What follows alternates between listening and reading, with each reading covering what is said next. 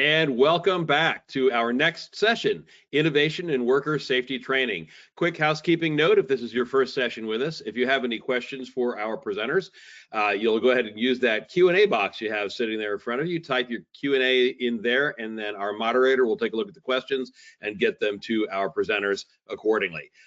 Last but not least, if this is your first session with us, remember these sessions shut down automatically at the end of the term, and to go to the next session, you need to click on the next link. So without further ado, let me introduce to you our moderator for this session. Robinson Vasquez is an accomplished safety training manager and business developer with over a decade of experience providing safety training in the roadway construction industry with ARTBA. Robinson has been instrumental in coordinating national safety programs funded by the Department of Labor and Transportation. His expertise extends to delivering bilingual, that's English and Spanish, training to over 20,000 workers across the United States. Robinson's work has significantly impacted the safety and productivity of the construction industry. He's a rock star, and he's promoting the business case of safety. He's participated in designing several critical safety programs and manuals. Robinson graduated as an attorney from the Catholic University of Peru, got his LLM from Brigham Young University, and his MBA from the University of Utah. He's certified as a certified instructional trainer and safety trained supervisor in construction. So give Robinson a big virtual round of applause. Thank you, Matt. Thank you. Welcome to this session, Innovation in Worker Safety Training. We have a great panelists today. Let me introduce them. First, Josiah Roldan. He has a PhD in public health and has been in the environmental health and safety field for over 20 years. He is the Employee Safety and Risk Manager with Oregon Department of Transportation, and he has been in his current position for 4 years. Prior to his current position, he worked for the Oregon State Hospital as the Director of Safety and Security and Deputy Director of Operations. So we also have Hunt E. Hudson joining the Mississippi DOT team in 2008. Hudson managed herbicide and tree cutting crews as well as erosion control crews. He joined the safety program in 2016, where he still serves as the Southernmost District Safety Officer. It has been during this time that he has become known as Mississippi's premier safety evangelist. Good title. Then we have Tamara Palmer. Tamara Palmer is the Internal Communication Manager at Flaggers Force for more than 15 years. She has been helping organizations communicate with their employees and stakeholders across various industries, including government, nonprofit organizations, academia, and business enterprises. In her current role, Tamara managed to mobile app that connects a highly dispersed workforce, maintaining a 98% activation rate among employees. The app provides convenient access to resources and a safety-based micro-learning platform. I would love to know more about it. So then we have Justin Widom from Skanska. Justin is an environmental health and safety director for Skanska USA Civil West. Justin began his career in safety 10 years ago after 14 years as a bridge and heavy highway carpenter. Justin oversees several heavy highway projects in Southern California. He is currently the chair of the AGC of California Safety and Health Council. He is an ATSA traffic control supervisor and flagger trainer. Justin also volunteers with San Bernardino Sheriff Department as a technical rescue specialist, as well as a heavy equipment rigging specialist for FEMA Task Force 5. So, excellent. Let's start with our conversation. Josiah, I think you are the first. Very good, thank you. Okay, well, thank you again, everyone. My name is Josiah with Oregon DOT. To talk to you a little bit about the use of our quick response or QR code to collect near-miss data. Let me see if I can proceed here. There you go. Oops, sorry. There's a little bit of a lag there. So just our roadmap on topics, talk a little bit about the task force that came up with the idea, and then how we implemented that QR code, and talk a little bit about how we collected the data and then what we did with that data for our risk mitigation activities. And I think our Q&A is going to be at the end, from my understanding. Okay. So a little bit about the task force. It was established back in May 2022, and it came out of our employee engagement survey. In that engagement survey, I was tasked as a safety manager to look at all the safety concerns that people indicated on that survey. And one of those things was, a lot of our staff, especially our maintenance folks working in these work zones, just didn't feel safe working out there, right? And you can understand the impact of that on people. So what I did is I convened a task force of about 25 people that consisted of safety professionals like myself. We had work zone safety engineers. We had folks from DMV that managed the highway safety side of things.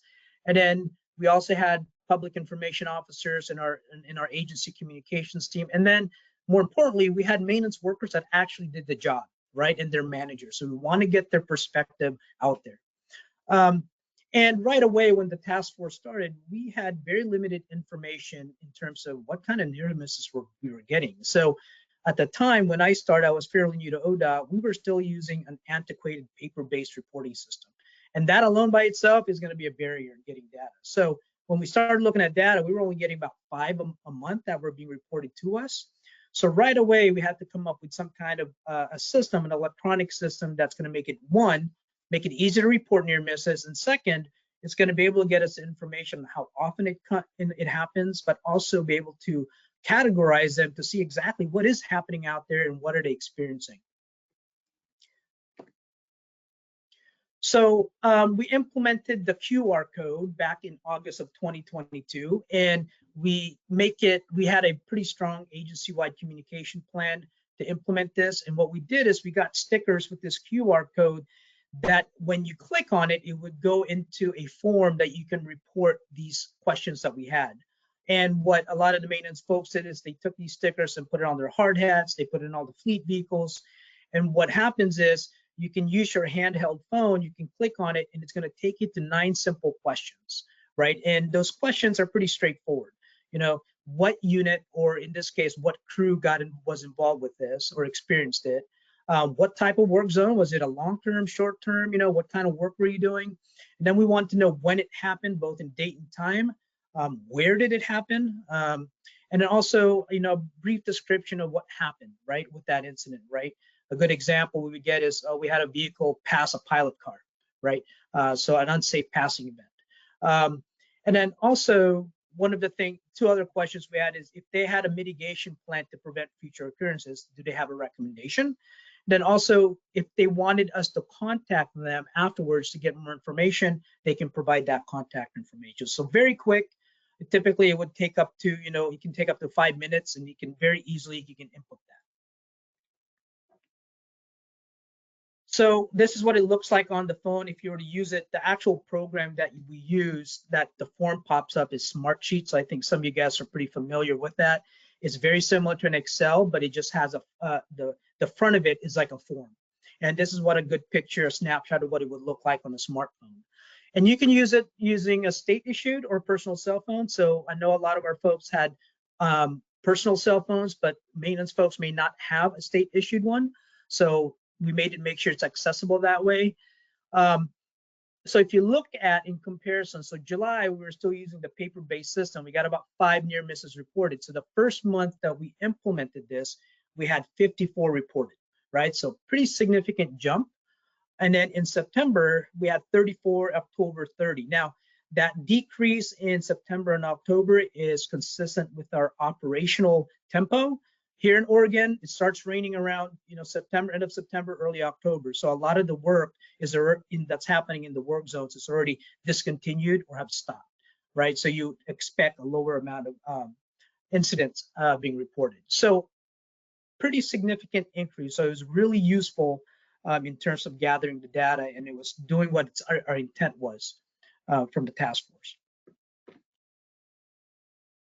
So if you look at the data that we collected from August to December, we had a total of 133 near miss incidents reported. So this is a graph that we give out on a monthly reports for maintenance managers and others the task force members so they can see what are we seeing out there, what are different categories. So I circled there the top 3 that we saw, right? We saw vehicle near collision with equipment, and a lot of this has to do with people just not paying attention, right?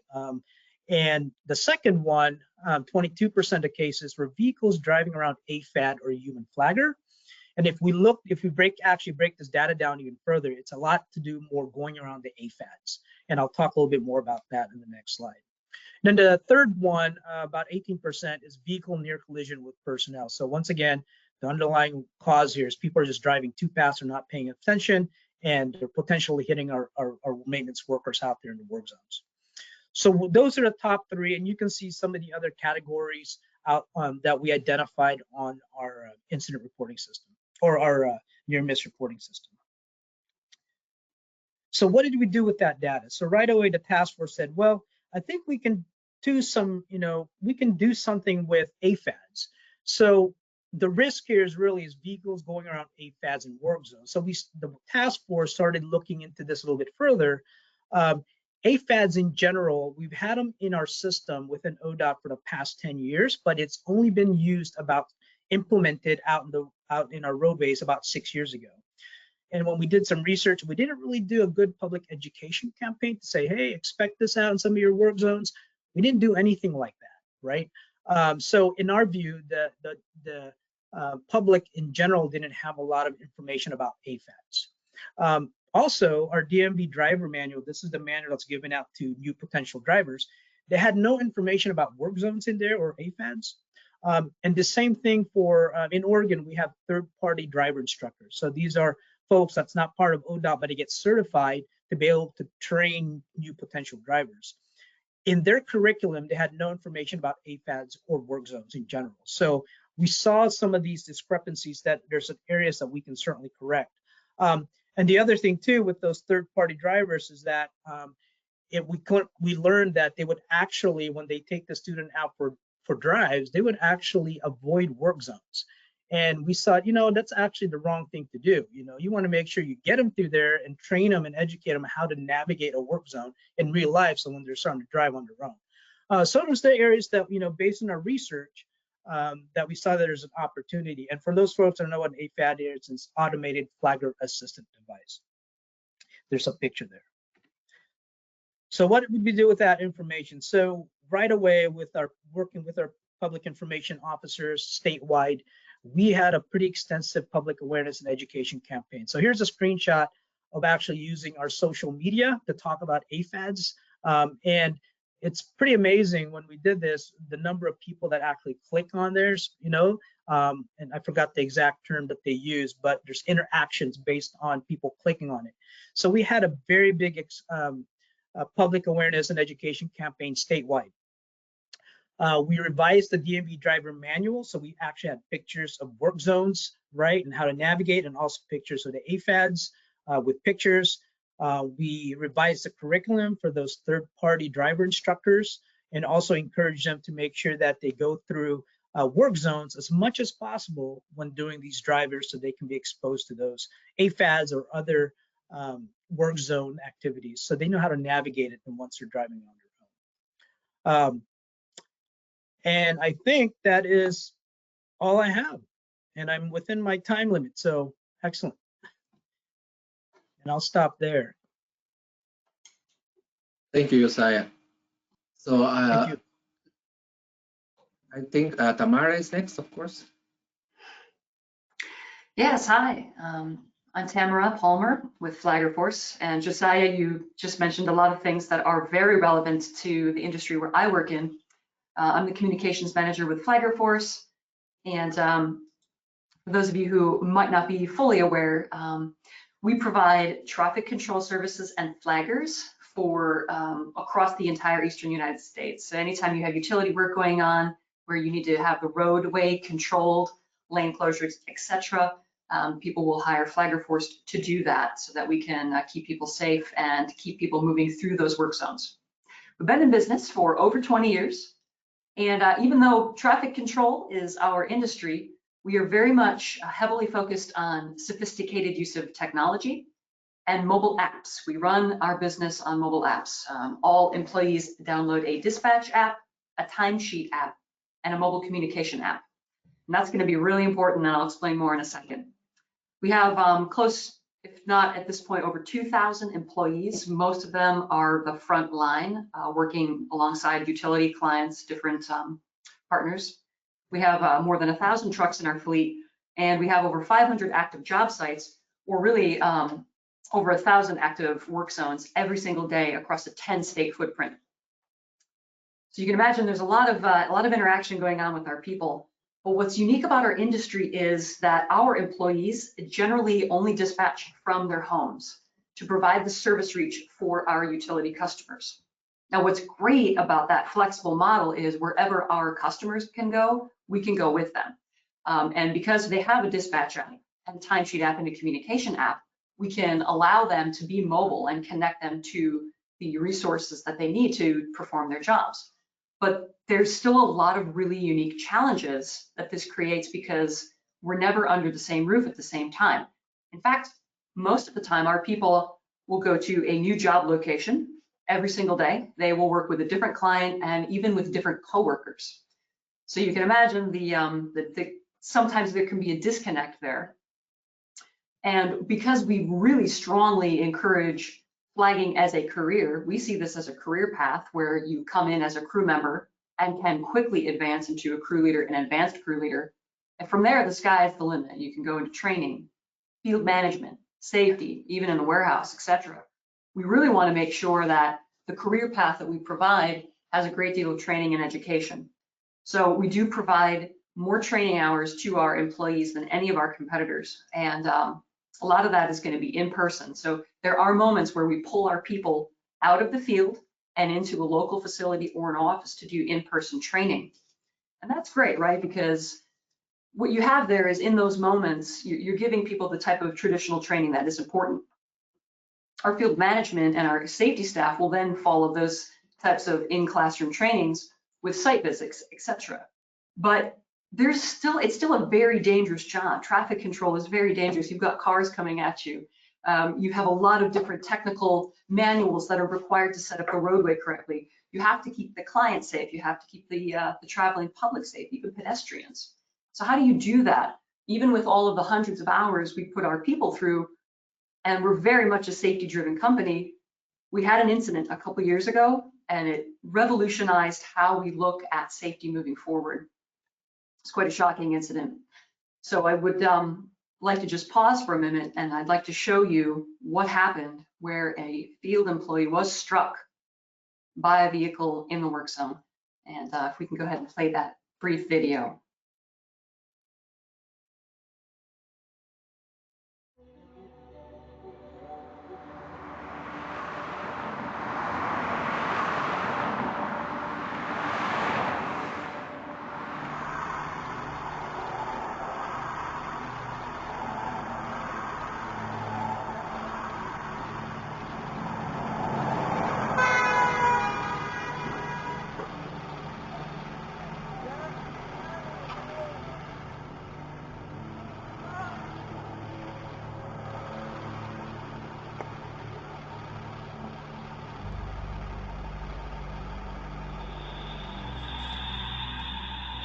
You got up off that one. That day I was staged at the service center and I get a phone call from a gentleman named Saul Williams.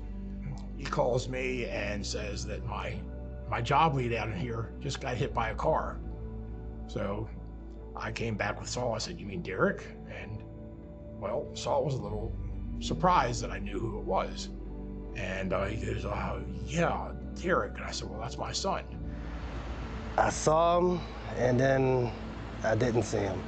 He was in the air, and he's not a small guy, so to see him go that high in the air was, man, it messed me up. The factors that I think influence these types of incidents, one of them is a bit of complacency, what I would refer to as risk normalization. The longer you're around a hazard, the more accustomed you become to the risk, the less cognizant you are of it, the less concerned you are by it. I believe our employee was responding to the client's need, and was normalized to the risk of traffic.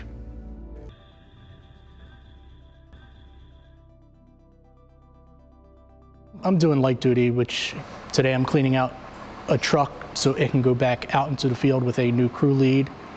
Most of what I'm doing can be done sitting down. I could have looked left a second time before stepping out of the way into the roadway, could take it more time, thought the actions a little bit better before jumping to help the client out. I will be taking task hazard analysis and accountability for my well-being when I go back out into the field, as I do want to be able to walk off the job site.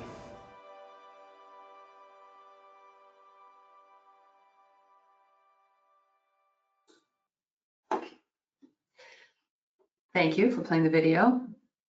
And so for those of you who saw that, I don't know, it's every time I see Derek being struck, it just makes the pit in my stomach form. It's awful to see that. And I know that in our industry, a lot of you have either had near misses or incidents similar to that. We were shocked by this. You know, Derek, in terms of our profession, was a tenured employee. At that point in time, he'd been with us for 1.5 years, had logged hours, probably close to 100 hours worth of safety training, knew the job, still was so normalized to risk that he kind of disregarded his safety training and operational procedures and was still struck by that car. And we're so grateful that he was able to walk away, but we didn't want to ever see that happen again. We certainly didn't want anyone hurt. We want people to go home the same way that they start their day. So we thought, what can we do differently? What can we do about it? Well, Luke Lazar, our Vice President of Risk and Safety, knew that Flagler Force had already institutionalized a very successful and highly engaged employee communication app. So we thought, every field employee already has this on their phones and they're utilizing it for work. Why not marry a learning management system with this mobile app? And we happened to find a software that was compatible and well integrated. And the software itself was a form of microlearning. The LMS itself is called microlearning, and it's an additional methodology that can help you train your adult learners in a way that you maybe have never considered before.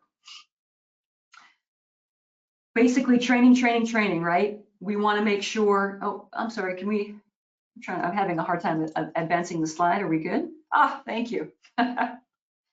Training. We are all training, but are your people learning? Are they really retaining what they're learning? In the case with our employee who was struck, it was apparent that he hadn't. And we know that this is the case because science has taught us that 80% of what we have learned, we will forget in 30 days. So let that sink in for a second. You're not going to remember me in about a month from now, but I really hope you remember the microlearning message. Because what we want to do is take this microlearning session, this particular widget, which is great. It's a 3 to 5 minute short burst of learning, and it achieves one learning subject at a time. So it's like a bite size. It's like a Snickers bite size of learning of your existing training program. And you can push it out to your employees at whatever regular intervals and cadence that you want. But the key here is that you're utilizing the exact same curriculum that you've already trained your employees on. You're just breaking it down into bite-sized 3-minute lessons at most and sharing that as you need to reinforce the learning. You can have remedial training with this. You can have improvement programs. Really, again, the sky is the limit. So you're reinforcing what you already have. It's extremely adaptive. You get instant feedback from your learners, and you can report on it. You can see who has taken these microlearning lessons, how well they scored, and you can gamify it. In the case of Flagler Force, because we have integrated this microlearning into our employee app, we have a lot of fun with it, where we have basically marketing campaigns to our employees. We have praise and recognition programs for them when they do complete the lessons. And we've even moved into that there's prerequisites now where they have to complete courses before they can advance to the next level. This is a quick snapshot of what it looks like. Again, it's on our mobile app, and it's a widget that's installed on the home screen. You simply would see what the learning lesson is going to be. It's all branded to look exactly like our employees and the equipment that we use, and that's by design. That's a best practice that we have picked up. But you tap into a lesson, you're presented with your learning, you spend a few minutes, and by the end of it, you have a quiz. And what you're doing is you're really reinforcing the training for your folks. You're layering it in. And I won't spend a lot of time on this, but just for those of you who do have extensive training programs, the flexibility of microlearning, because it's in the palm of your employees' hands on their phones and you're bringing it to them where they're at, you can layer this in wherever they are at, either at the start of their day, at the end of their day, or even including in the classrooms themselves. We have integrated it across our extensive training path from day 1 to day 180 at all of our major touch points for training. It's been highly successful so far. We have a 94% completion rating in terms of people who open these lessons are completing them. High satisfaction ratings. Our employees tell us that they find it useful. The app itself has even seen an increase in engagement. So in addition to us reducing things like heat, we've had a 60% reduction in heat illness since we've launched this app. For our drivers, we've seen an 11% increase in their driving performance since we've released this microlearning. And overall, the engagement on our app has increased because now our people are looking for it and expect to see it. So it's been a great program for us, and I do highly recommend for anyone to look into microlearning platforms for your companies to enhance your safety and training program. Thank you. Thank you, Tamara. Excellent presentation. So I wonder how can we apply this microlearning? We realize the power of microlearning. Okay, let's continue with our next panelist. Justin Widow, are you ready? Or is it yours? Or it's Hudson? Yes, sir. Okay, please, Kant. Let's continue with your presentation.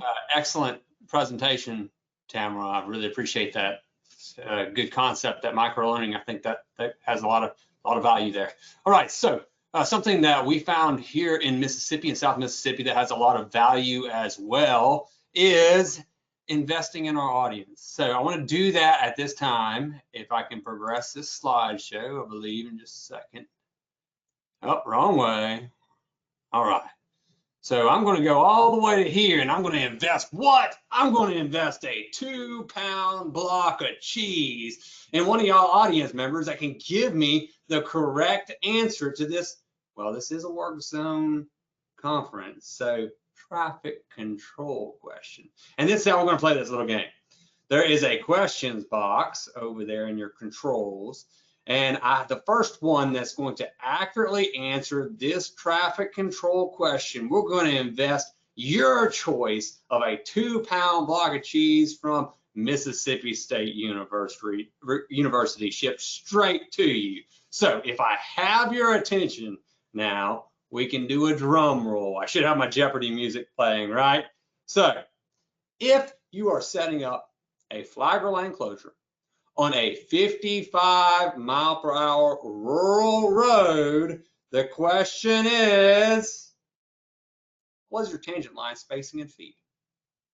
It's pretty simple, something we probably all should know, especially if we went through any type of traffic control training or have a copy of what? Have a copy of this monstrosity right here in our offices, such as I do, or maybe you have something that's a bit more handy dandy and have just part 6 and can look at that. But for the grand finale, the answer is 110 feet.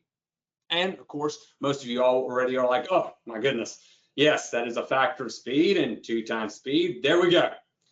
But if I have my guess, I'm guessing there's a multitude of different answers we just received. And that's what we found to be true in our work offices. Now I'm going to scroll back just a little bit because I got out of order. Now, what we found is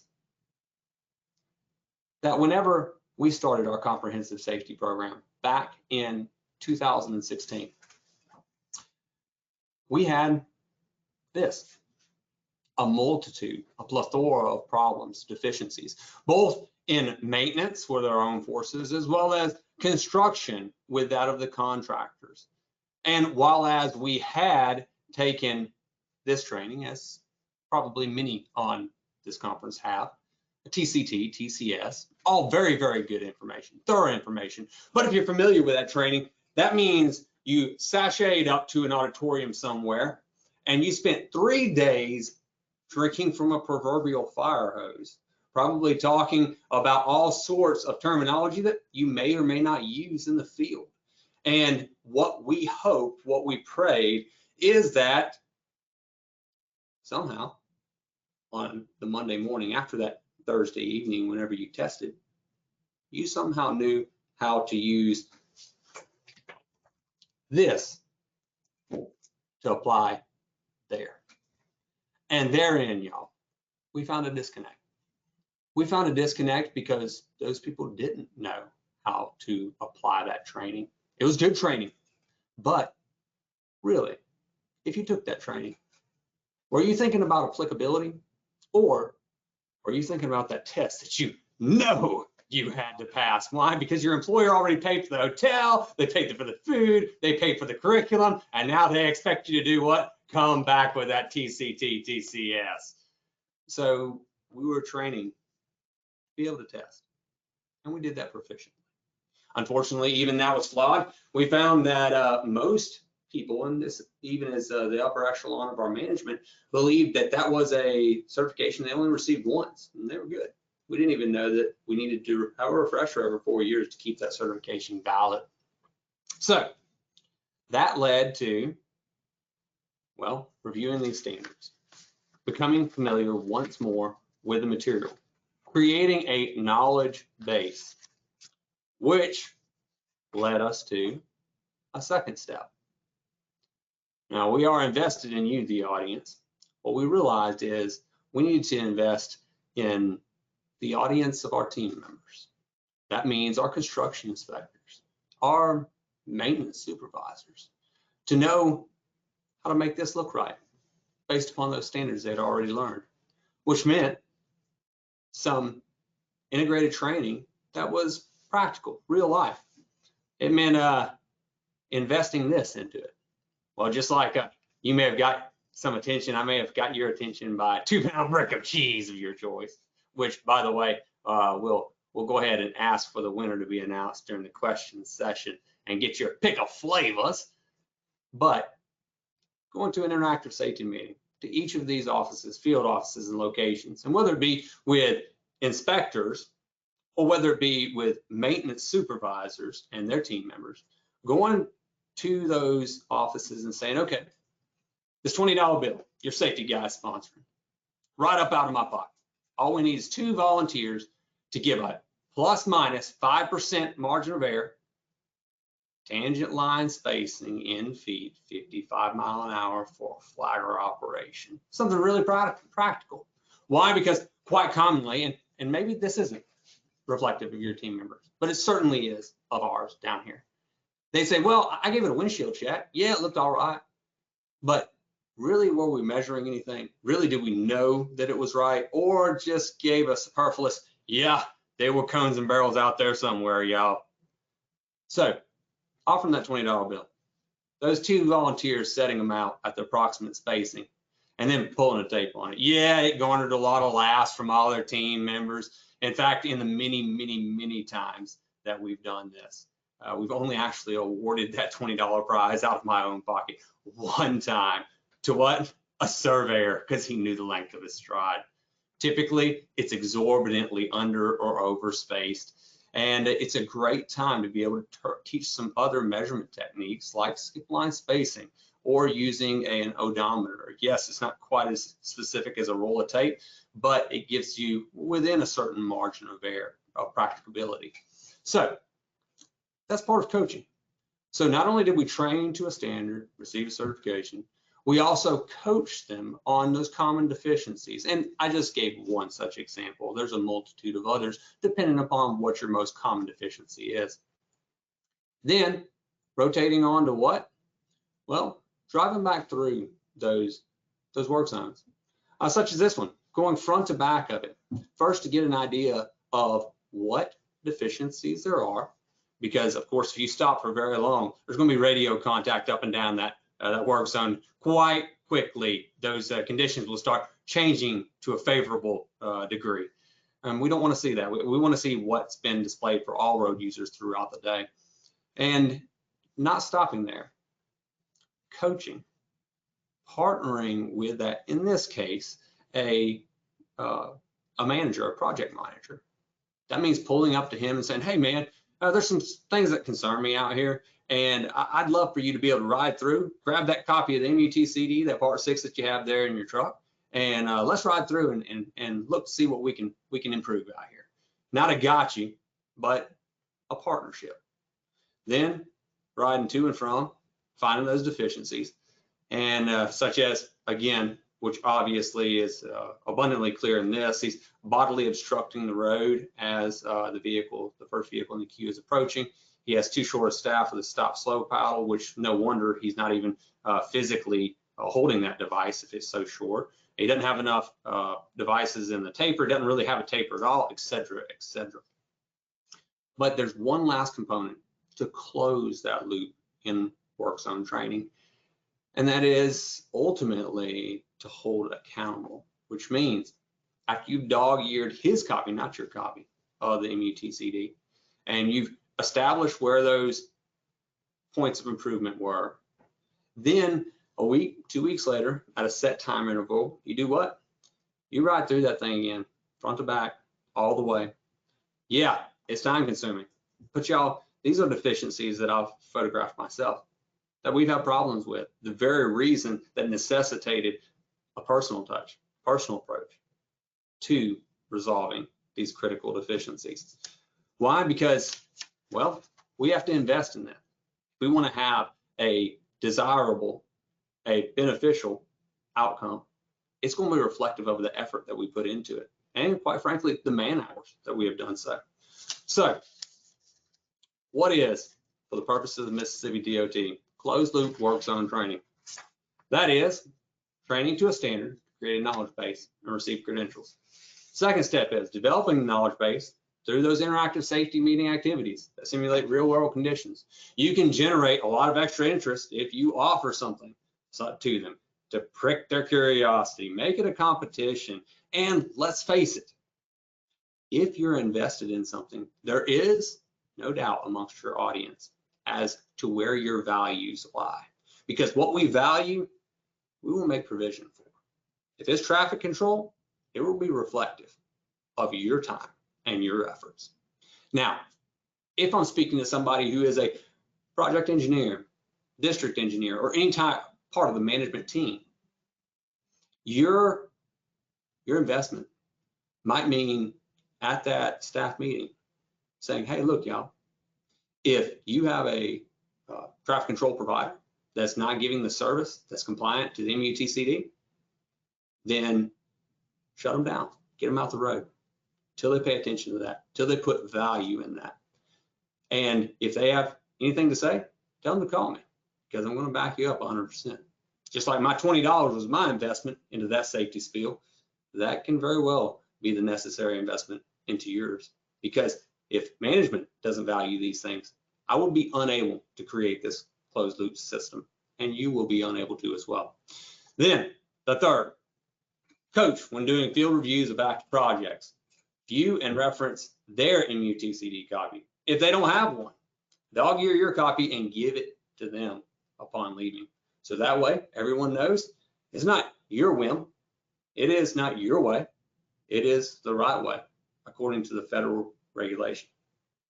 And the fourth and final step to closed loop work zone training is hold accountable through those follow-up visits and partnering with those appropriate management personnel, letting them know the deficiencies that were found.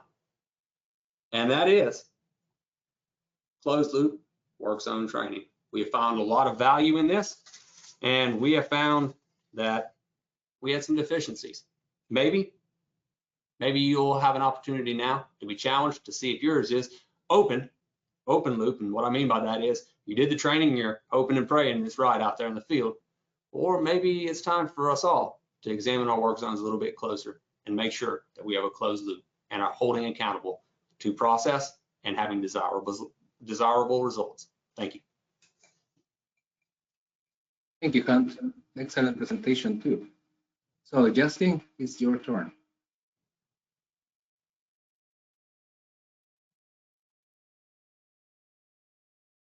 All right, good afternoon, everybody. Real quick, let me go back one slide.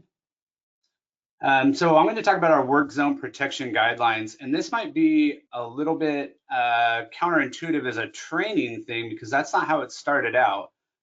We started out on this journey to update our own protection guidelines and our own policies and procedures at Skanska. And what it turned into was a really great training opportunity because in the process, we found where we had our own gaps, not just in our training, but in our understanding of work zone protection and work zone protection guidelines. Where this really began was what exactly is a guideline? We have a lot of policies, standards, procedures, right? We've been referencing the MUTCD a lot, which you guys are aware of. I'm in California, so Caltrans and our Department of Transportation have our own rules, things we have to follow. But a guideline in and of itself, and this quote right here on the screen, is a statement by which to determine a course of action. We often call them recommendations or best practices.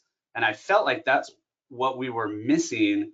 And it was what not just our traffic control crews weren't getting, but the people that we put into traffic control zones to perform the work, which is what we have a lot more of.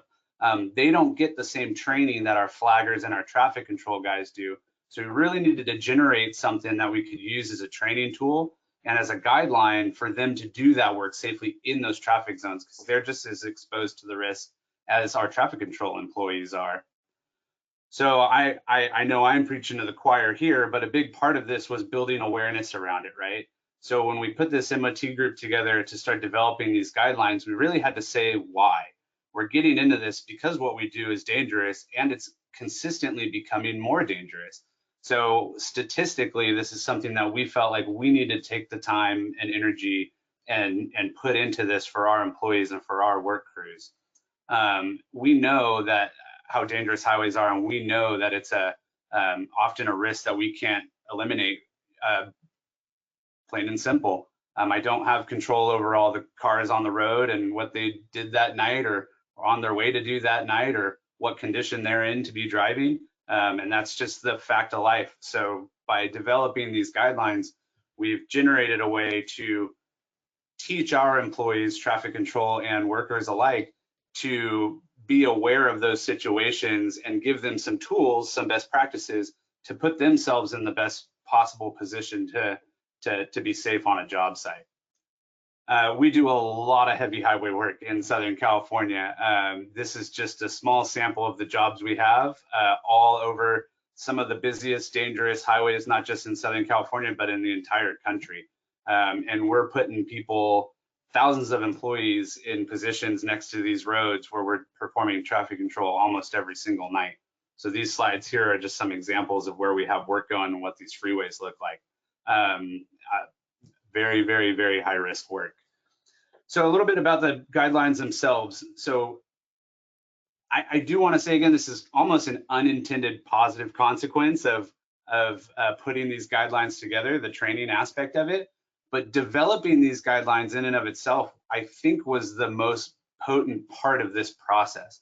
So when we put together our key personnel, so our foremen, our traffic control teams, our superintendents, our safety managers, as well as our project executives, managers, and vice presidents that had traffic control in their peer view, by putting them all together and giving everybody the opportunity to say, hey, these are the things that we do that improve our safety on the job site and get us all talking about it is I think the most valuable part of this whole process. So we started out by reviewing our own policies that are in our safety manuals, our IAPPs and stuff like that. Our local requirements, which are often changing pretty rapidly, the MUTCD. And then we sat there and identified gaps that we think those weren't addressing in our specific safety concerns. And what we did is we filtered all through a hierarchy of controls, right? So everything that we would look at that we typically do as a process, we would look at road closure, wearing high-vis clothing, additional K-rail, positive protection, right? And we were looking for gaps in those controls, and for each individual item, we put it into a bucket, and if we felt that it wasn't high enough up on the hierarchy of controls or there was some way for us to advance it, then that's what we did with these guidelines. So what I'm going to do is I'm going to go through the sections in the guidelines so you can kind of get a little taste of what I'm talking about as far as what we're putting in writing for our guys in this training. First and foremost is kind of what we call non-negotiables. They are guidelines, but these are the things we really put our foot down on, which exceed what the MUTCD and what Caltrans requires of us to do. We're big on, like I said, a lot of heavy work right next to the highway. We basically said we're not going to put guys next to the highway unless they have some sort of positive protection, right? And that's above and beyond what's required. So that was kind of the first thing, was the non-negotiables and the overviews of the things that we're going to do to make sure we maintain safety on our job sites. Then some of the other sections, definitions, just trying to get everybody using the same language and understanding how we're talking about traffic control in the same context was a big part of this. We talk about protective vehicles, and this isn't just your attenuator trucks and your traffic trucks, but this is how to stage your equipment and how to stage your own vehicles, even personal vehicles, to help protect you from the traveling roadway. Using COSI, best practices there in California, we have our construction zone enhancement enforcement program where we use CHP officers to help protect our work zones. And sometimes they just come out and they just sit there and they don't feel like they're really enhancing any of our safety. So we put together some guidelines on how to direct them to best protect you and provide the best service for you, because they're there and we're paying for it, right? Reducing work exposure, where to work, how to plan the work, how to reduce the time exposed to traffic, how to communicate with each other, working near moving traffic, how to face the work and be looking at oncoming traffic, using warning systems such as spotters or alarms and lookouts and things like that. Where to park personal vehicles, how to not congest our work zone so that we can get in and out of it safely when we're moving from live traffic into our work zones. Additional signage requirements, flagging operations above and beyond what the MUTCD requires. These ones are ones that we talk about a lot, but we do seem to gloss over hostile drivers, people that are breaking traffic laws, collisions that happen in traffic zones. You guys all work in this industry and you all know that these guys become emergency responders more often than they're probably trained to, right? So we put together as part of these guidelines and part of these trainings, like, what is your responsibility as an employee in a work zone, or what is your responsibility as a traffic control professional to respond to those incidents, right? Because we don't want to put yourself in harm's way just because of something that someone else did. So we spent a lot of time working on these sections because we felt like that was a gap we were really missing, right? And then a lot of the rest of it is stuff that falls into the MUTCD guidelines and Caltrans guidelines, but we just, like I said, build on top of that, not just to say like, this is the thing you need to do, but this is how you are going to do it. And then lastly, and probably most importantly, is management responsibilities. So part of these guidelines outline what our safety professionals, our project managers, superintendents are required to do as far as planning and supervision of roadway work. So I think this was a big part of this as well. Moving on from the sections, we also developed in these guidelines a lot of quick references. Anywhere where we could make a cheat sheet or a card to kind of help somebody, to Hunt's point, right, where you might just, instead of flipping through your whole, section 6 of the MUTCD, maybe you just need a quick reference card that says, hey, when you're in this condition, these are the things that you need to have. So here's a couple of examples here for when we should have a vehicle with an impact attenuator, working truck with an impact attenuator, or where we require that we have COSI on site. We also have MOT safety checklists. As part of this process, we identified that we don't do enough to document and inspect our work zone closures. So we've enhanced our training on making sure that our guys are doing a checklist before and after each setup, and then after any accident that occurs in or around our work zone, just to make sure that we're learning, we're catching things, and we're documenting that we're doing things the right way. So a couple of things going forward, kind of where this is all headed, right? So some of our current results, direct ones would be like, I really think in doing this training, we've helped people understand our specific policies, and not just our roadway workers, but the people that are doing the work in the construction zones, in the work zone enhancement areas, not just the people setting cones. I think we've enhanced our overall safety protocols by receiving that feedback from the crews, by putting our frontline workers in the same conversation with our project executives and vice presidents and saying, these are the things we need to do our job safely. I think we've really grown our traffic control program to the point where now, you know, our fleet manager will call a traffic control foreman to get feedback on where to put lights on a truck. And that's something that just wasn't happening before we started doing this training. So it gave people a conduit to really address some of the safety issues that they were seeing on their job sites, right? Moving forward, we built a working group out of this that's eternal. We have an MOT group. So anybody that's involved in traffic control, Skanska USA Civil West is part of this group. We meet every other month and we talk about any incidents that we had on the job sites. We use those as flash reports and training tools. We talk about things that went well, things that didn't go well, so that we're continuously learning from that as well. Obviously, we do ATSA certifications for our supervisors, including ATSA design training as well.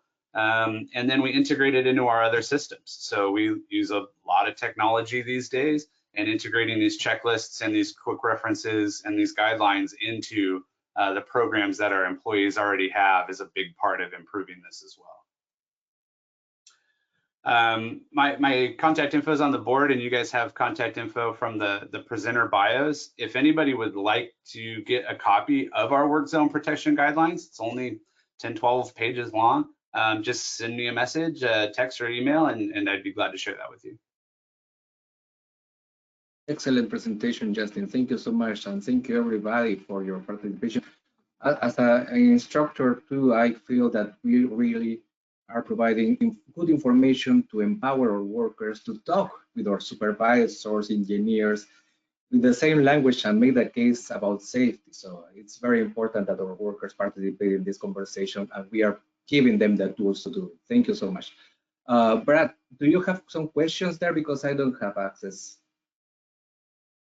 No questions. I had a number of answers to Hunt's questions, but I'll share those with him, and he can make a decision on where those go. So I'll just do a screenshot and let Hunt follow up. You know, one question that I would just like to share, because this was all very fascinating, and it really was all kind of like, in my mind, how do we make sure that when workers are given instruction of some point, everything from, you know, using the QR codes to the type of training, and then making that training applicable to their jobs, right? It's not just learning, it's then taking it, and then once they made it applicable, as Hunt taught, following up to make sure that they're actually doing it. It's kind of stuff you think, of course, that makes perfect sense, but not always the way we do it. Maybe just as a quick follow-up, maybe hearing from each person, what is the best way to follow up? I mean, Hunt's kind of done it, but the rest of you, what is the best way to follow up to make sure that what you have taught has been not just understood, but implemented? And maybe, yeah, maybe just to make it easy, so you're not all just looking. Let's just start with Josiah, and then we'll go to Tamara, Hunt, and then Justin. Just, you know, 1 or 2 sentences. How do you do that? No, that's a great question. I think for us and for my team is actually going out there in the work zones, you know, and going to these team huddles before they start to work and say, hey, how's the QR code going? You know, is it useful for you? What improvements can we do to make it easier for you to access that and also report those near misses? So we're actually going out there and talking to those folks before they go out to the work zone. Thank you. I would say for Flagger Force, it's about data and reporting. We're very heavily focused on understanding at the individual level how well they are performing, and we can measure that through assessments and the microlearning tests themselves.